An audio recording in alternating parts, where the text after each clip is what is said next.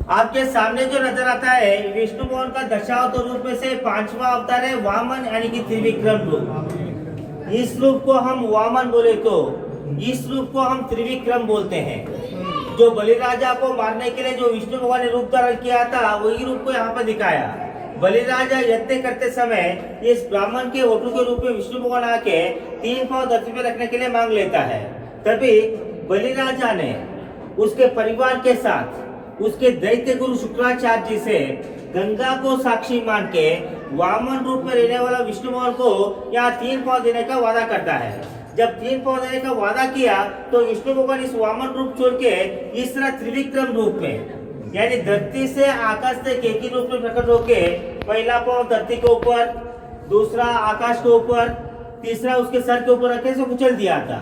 उसी कहानी को यहाँ पे दिखाया है, लेकिन यहाँ पे तीसरा पांव नहीं दिखाया है। क्यों बोले तो यहाँ पे देखिए, ये बलिराजा का बेटा है नमुची बोल के, बलिराजा का बेटा तीसरा पांव उसके बाप के सर के ऊपर नहीं रखना चाहिए बोल के रिक्वेस्ट कर रहा है। क्यों बोले तो जब भी हम चलने के लिए शुरुआत किया तो पहले राइट स्टेप उठाते हैं, दूसरे के लिए लेफ्ट उठाते हैं, तीसरे के लिए फिर राइट वाला ही उठाना पड़ता है, लेफ्ट वाला उठाने के लिए नहीं आता है, इसलिए राइट लेग को लेकर बैठा हुआ है और नमुची बोल के।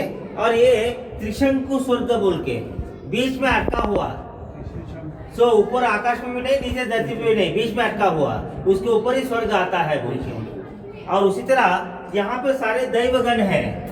कुछ लोग यहाँ पे संगीत बाजाओं के लेके बजा रहे तो कुछ लोग नाट्य भी कर रहे हैं। और इनका एक हेयर स्टाइल देखिए, कर्ली हेयर्स, जैसे उस जमाने में जो ब्रिटिश के जजेस साहब गवर्नर्स ऐसे विग पहनते थे। रोमन एम्पायर का भी हेयर स्टाइल ऐसा ही आता है।